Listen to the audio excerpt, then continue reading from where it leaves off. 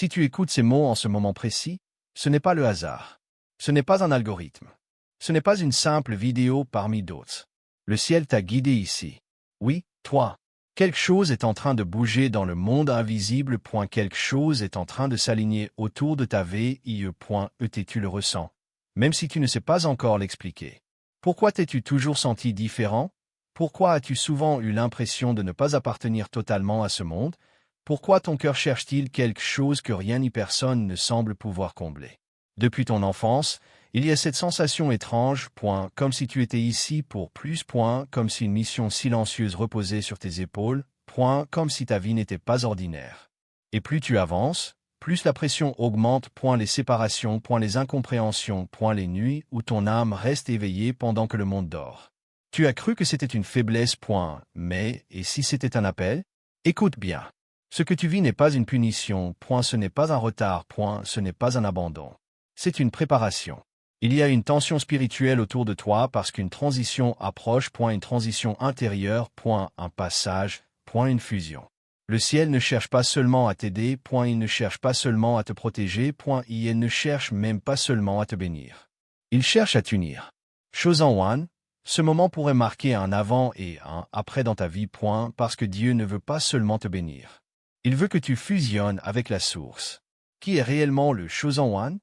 Ce n'est pas forcément celui qui parle le plus fort, ce n'est pas celui qui cherche l'attention, ce n'est pas celui que tout le monde applaudit. Le Chosen est souvent celui qui s'est toujours senti différent. Différent dans sa manière de penser, différent dans sa manière de ressentir, différent même au milieu de sa propre famille. Depuis l'enfance, il y a ce sentiment étrange, comme si quelque chose en lui ne correspondait pas totalement à ce monde, comme s'il portait un poids invisible, une mission silencieuse, une profondeur que peu de gens comprennent. Très tôt, les épreuves ont commencé. Rejet, malentendu, trahison, solitude. Pas une solitude ordinaire, mais une solitude spirituelle. Entouré de personnes, mais intérieurement seul, présent physiquement, mais ailleurs dans l'âme. Pourquoi? Parce que les élus sont préparés dans le silence. Dieu ne façonne pas ses instruments dans le bruit, il ne construit pas ses guerriers sous les projecteurs, il travaille dans l'ombre. Regarde Moïse. Avant de conduire une nation, il a passé 40 ans dans le désert, un désert silencieux, un désert aride, un désert où personne ne l'applaudissait. Mais c'est là que Dieu formait son caractère. Regarde Joseph. Avant le palais, il y a eu le puits, avant la couronne, il y a eu la prison, enchaînée. Oublié. Accusé injustement. Mais la prison n'était pas une punition, c'était une préparation. Regarde Jésus. Avant les miracles publics, il y a eu le désert, 40 jours de solitude, tentation. Silence. Combat intérieur. Parce que les tests précèdent toujours la fusion. L'or doit passer par le feu, le diamant, n'est sous pression, est la mission, n'est dans l'épreuve. Si tu es un Chosen, ta vie n'a jamais été ordinaire. Tu as été mis à l'écart pour être mis à part, tu as été isolé pour être affiné, tu as été incompris parce que ta vision dépasse le présent. Dieu façonne dans l'ombre ce qu'il exposera à la lumière. Et si tu te reconnais dans cette solitude, dans ces épreuves précoces, dans ce sentiment de porter quelque chose d'invisible, alors peut-être que ton silence n'est pas un abandon. C'est une formation.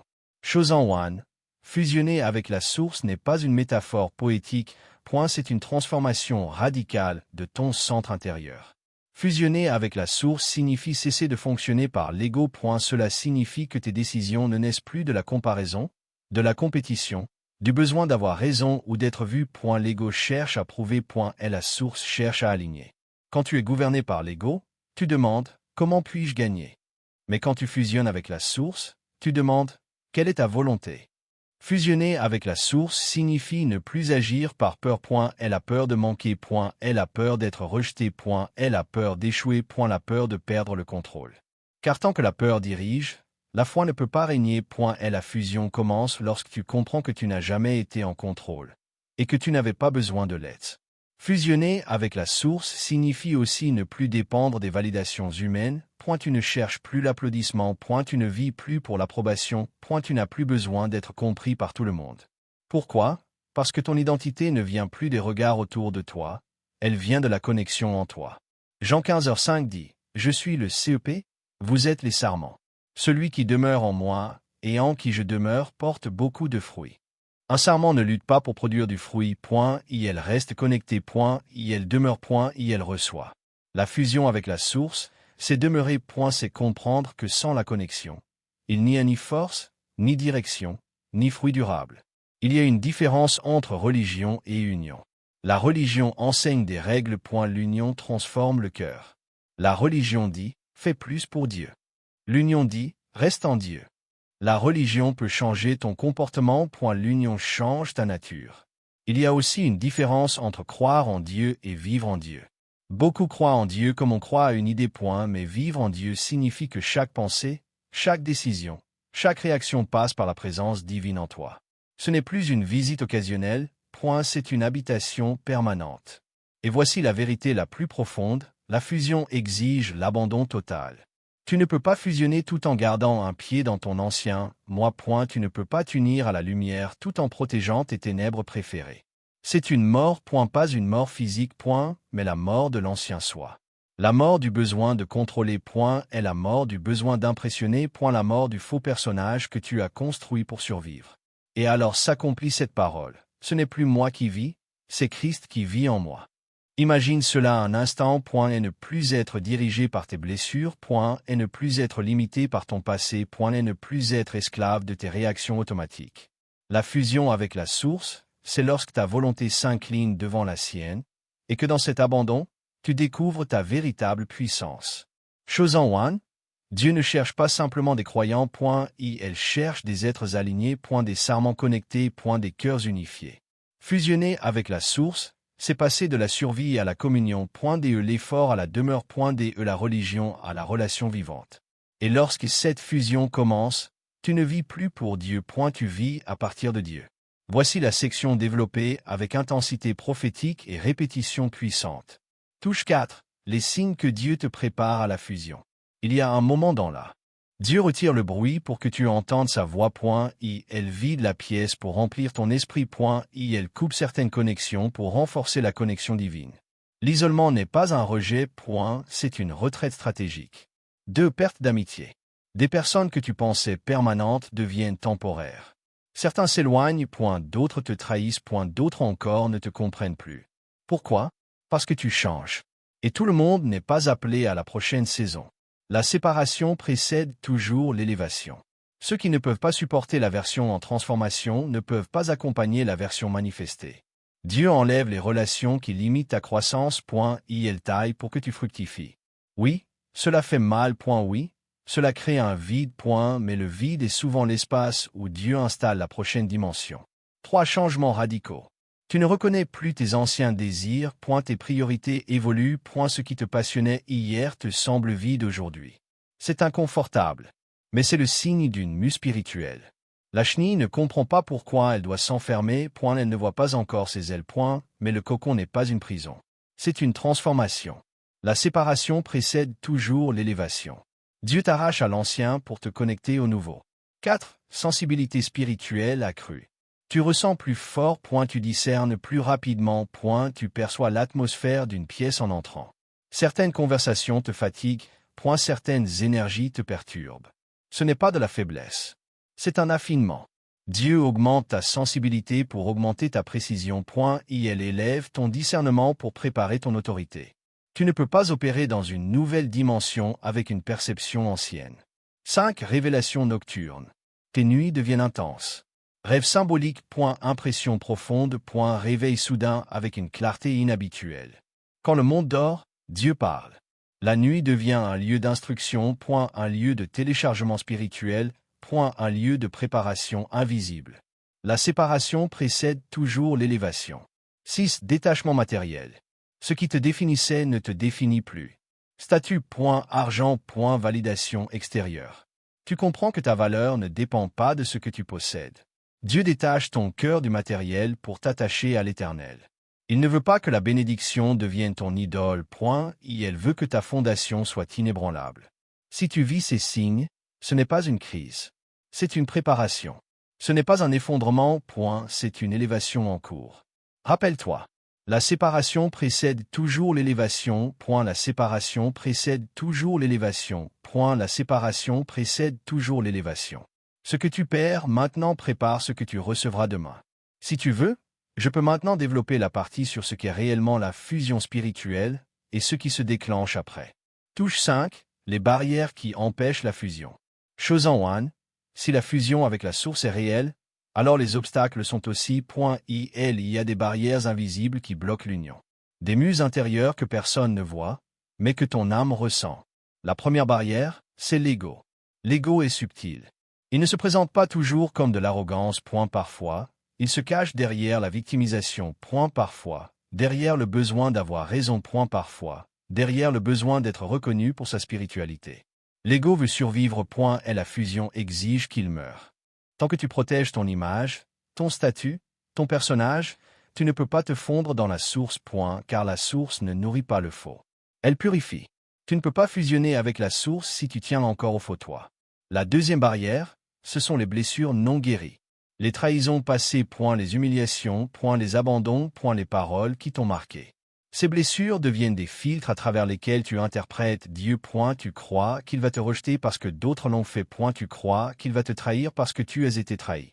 Mais tant que la douleur gouverne tes réactions, la peur gouverne ta relation avec la source. Et la guérison n'est pas optionnelle. Elle est essentielle. Ensuite, il y a la peur de perdre le contrôle. Fusionner signifie abandonner. Abandonner fait peur. Tu veux garder un plan B. Tu veux comprendre chaque étape. Tu veux décider du timing. Mais la source ne se contrôle pas, elle se suit. Elle se reçoit. Tant que tu veux diriger ta propre vie sans lâcher les rênes, tu restes à distance. Car l'union commence là où le contrôle s'arrête. Il y a aussi les attachements toxiques. Relations qui te tirent vers le bas. Habitudes qui affaiblissent ton esprit. Environnement qui étouffe ton appel. Tu ne peux pas t'unir à la lumière tout en t'attachant volontairement aux ténèbres. Chaque attachement non sanctifié devient une encre. Et la fusion ne peut pas se produire quand ton âme est attachée ailleurs.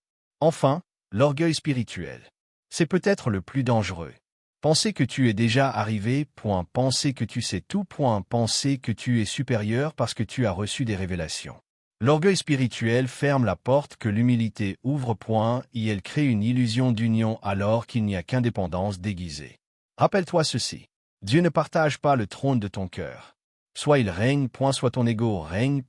Mais il n'y a pas de co-gouvernement. Chosen 1. Les barrières ne sont pas là pour te condamner. Elles sont là pour être identifiées et renversées. Car de l'autre côté de l'ego, il y a la liberté. De l'autre côté de la guérison, il y a la paix. De l'autre côté de l'abandon, il y a la puissance. La fusion t'attend. Mais elle exige tout. Voici la section 6 développée avec puissance et intensité prophétique. Touche 6. Ce qui se passe après la fusion. La fusion n'est pas un simple changement. Ce n'est pas une amélioration progressive. C'est une transformation irréversible. Quelque chose s'allie. Quelque chose s'ouvre. Quelque chose s'active. Et tu sais que tu n'es plus le même. Clarté mentale. Le brouillard disparaît. Les doutes qui t'envahissaient perdent leur force. Les pensées confuses se dissipent. Les décisions deviennent nettes. C'est comme si une lumière traversait les ténèbres. Une lumière précise. Une lumière stable. Une lumière intérieure. Tu ne cherches plus désespérément des réponses. Tu sais. Tu sais quand avancer. Tu sais quand te taire. Tu sais quand agir. La confusion était un test. Et la clarté est une récompense. 2. Paix surnaturelle. Autour de toi, il peut encore y avoir des tempêtes. Mais à l'intérieur, le calme. Une paix qui ne dépend pas des circonstances. Une paix qui ne dépend pas des finances. Une paix qui ne dépend pas des autres.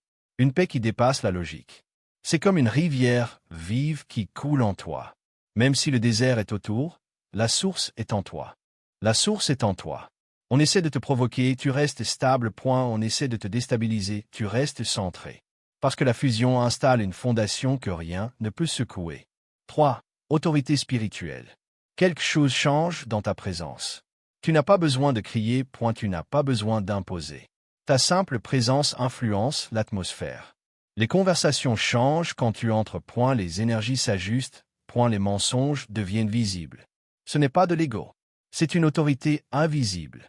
Comme une couronne que personne ne voit, mais que tout le monde ressent. La fusion ne te rend pas arrogant. Elle te rend établi. 4. Discernement puissant. Tu vois au-delà des apparences. Les intentions cachées deviennent évidentes. Les pièges se révèlent avant même qu'ils ne se ferment. Les opportunités divines brillent au milieu du chaos. Ce n'est plus de l'intuition fragile. C'est une précision affûtée. Comme un feu purificateur qui brûle l'illusionné ne laisse que la vérité. Tu ne perds plus ton temps. Tu ne t'attaches plus à ce qui est temporaire. Tu ne poursuis plus ce qui n'est pas aligné. Tu choisis avec sagesse. Tu avances avec assurance. 5. Accélération divine. Ce qui prenait des années commence à se produire en moi.